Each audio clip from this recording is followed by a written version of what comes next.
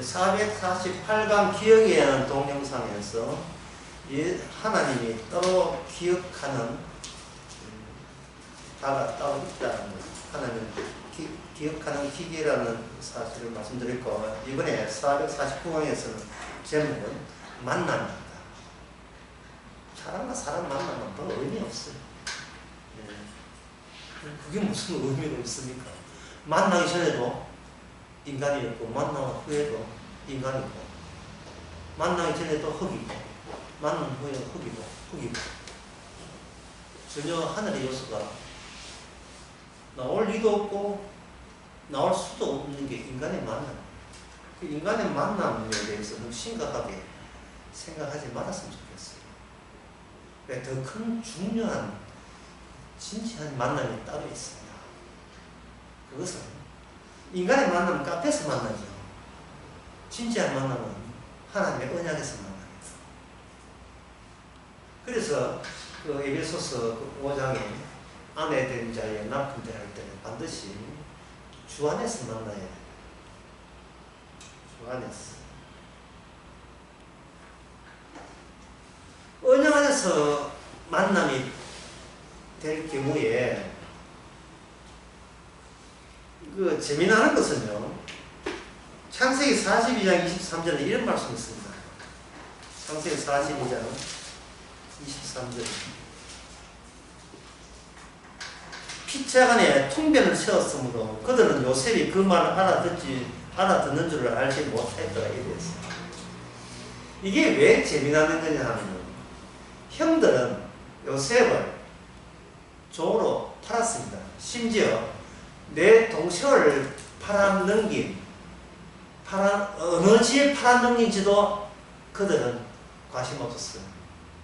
그냥 자기 가정에서 요셉을 부재의 상태로 만들면 자신의 존재가 숨을 쉬기 때문에 그걸로 저들은 오케이 했습니다. 다시 말해서 요셉의 형들은 요셉을 제발 안 만났으면 좋겠다는 마음을 갖고 살았어요. 다시 보지 말자. 다시 보지 말자. 나 네 때문에 힘들어 죽겠다. 나 너 때문에 힘들어 죽겠어. 가인이, 어느 설교에 되어 있지만, 가인이 사람 죽이는 게 취미가 아니에요. 그러나 하나님이 자기의 제사를 받지 않고 가인의 제사를 받았을 때, 아벨의 제사, 동생의 제사를 받았을 때에 여러분들은 가인이 얼마나 마음적으로 힘든 걸 한번 생각해 보세요. 그걸 이해해 주세요. 얼마나 힘들었겠어요. 그것도 하나님 때문에. 왜 하나님은 공평하게 제사 드리면 받아야 되는데 한쪽은 받고 안 받으려면 둘 다 안 받으면 돼요. 깔끔해요. 그러면 그럼 속 상할 일 없습니다. 편애를 한 거예요. 하나님이 편애를 한 거예요. 편애가 사람 미치게 만드는 거예요.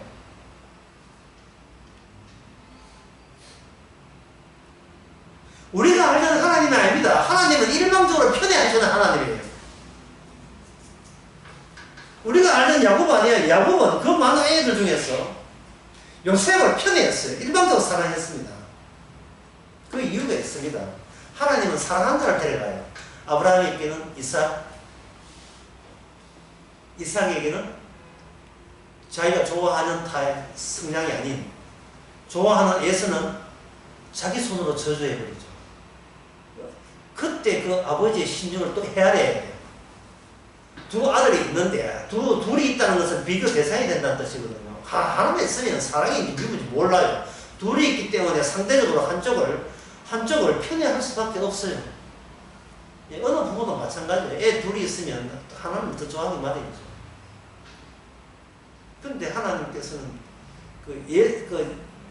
이삭으로 하여금 예수를 더 좋아하게 만들었어요. 이유가 첫째는 먼저 태어났고요. 맞아는 아무래도 정성이 더 들어가야 돼요. 근데 뭐 몇 분 사이 아니니까. 두 번째는 뭐냐면 아버지의 그 타입이 사장 좋아하고, 야곱은 조용해서 새님 같아서 늘 싫어요. 다시 말해서 이삭은 예수가 자기 부신처럼 느끼고, 부신처럼 느끼면 포기하기가 힘들어요. 그래서 나중에 자기가 눈이 어두워서 축복 줄 때도 짜고 치고 하는 고수들이 있죠. 이게 무슨 이건 불공정 거래거든요. 내가 좋아하는 고기 사냥하면 복주께 차라리 그냥 줘. 그냥 노골적으로 줘도 되는데 이 구실을 내가 좋아하는 사냥 고기를 사오면 해줄게. 그 틈새를 야곱에 넣을 줄은 상상도 못했어.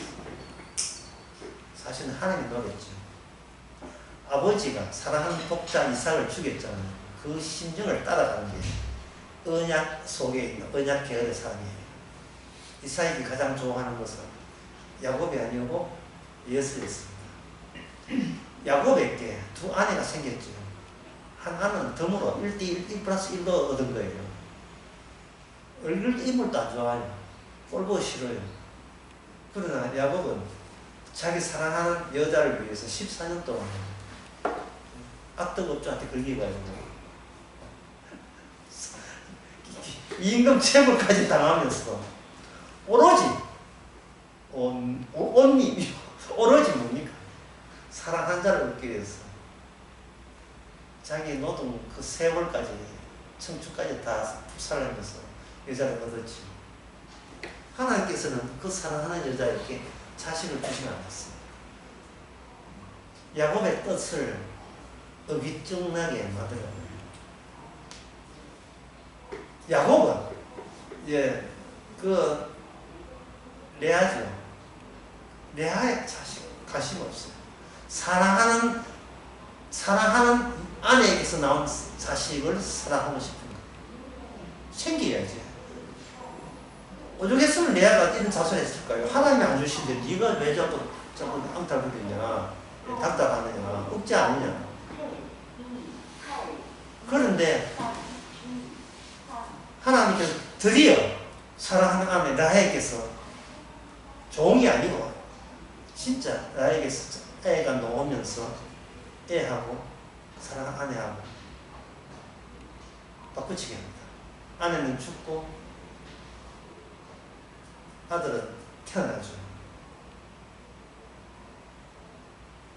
그때 그 라헬도 남편을 너무 사랑해가지고 이런 이야기 합니다. 우리 팔자 왜 이래? 우리 팔자. 자식 엄마도 없이 태어난 것이 하나 기가 막힌다. 그래서 이 이름을 슬픔에 나온 슬픔의 자식이라고 이름 줬어요. 베논이라고 했어요. 그런데 야곱이 알아요. 이게 하나님의 방법이라는 거예요. 아버지가 자식을 사랑하는 것도 미워 사랑하는 자식을 죽이는 것이 아버지 하나님의 뜻이라는 걸 알아요. 이 언약이 있는 사람들은 전부 다 내가 좋아하는 걸 뺏어가고 하나님이 좋아하는 것을 대체 집어넣는다는 사실을 알게 된 겁니다. 그래서 오른손에 하나님의 아들로 이름을 지었어요. 베냐민.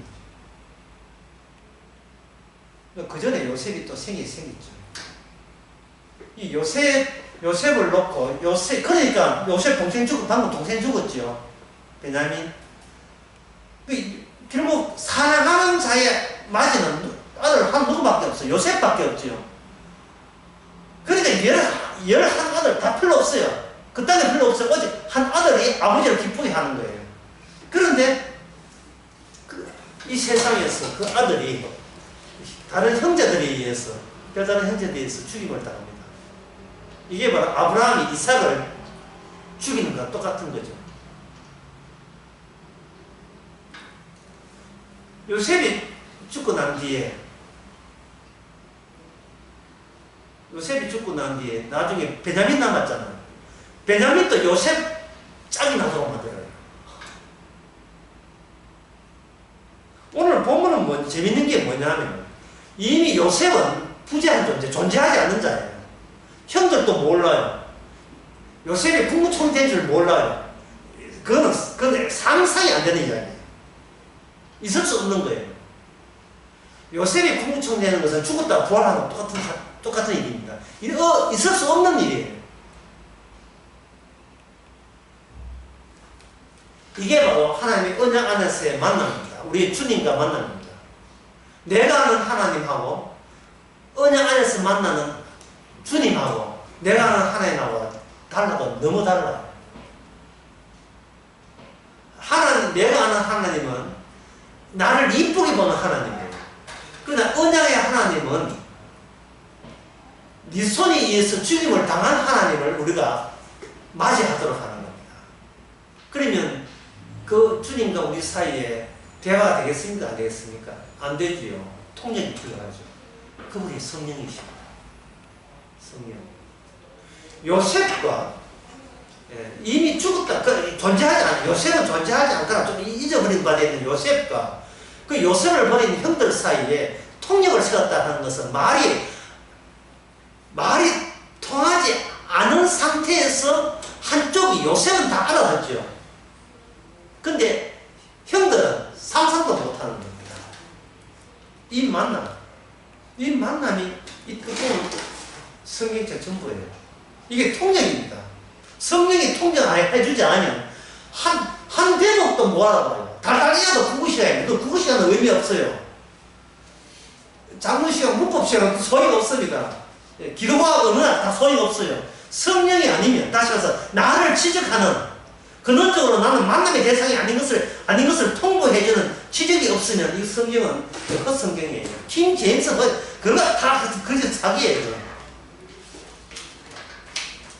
성령께서 우리로 하여금 말씀을 통역하는데 어떻게 통역하는가? 우리로 하여금 십자가로 데려가서 경유해서 나오는 해석으로 통역을 해주십니다. 아까 448강처럼 너는 죄 맞다. 이것도 죄, 저것도 죄 맞다. 하지만 내가 그 죄를 십자가를 피를 보고 기억지 않아요. 이게 바로 통역의 핵심입니다. 이 만남은 성령 안에서, 언약 안에서, 십자가 안에서, 주님 안에서 똑같은 이야기입니다. 오직 하나님과 거처를 하기 위해서 만나는 것. 그 만남이 이런 식으로 이루어집니다.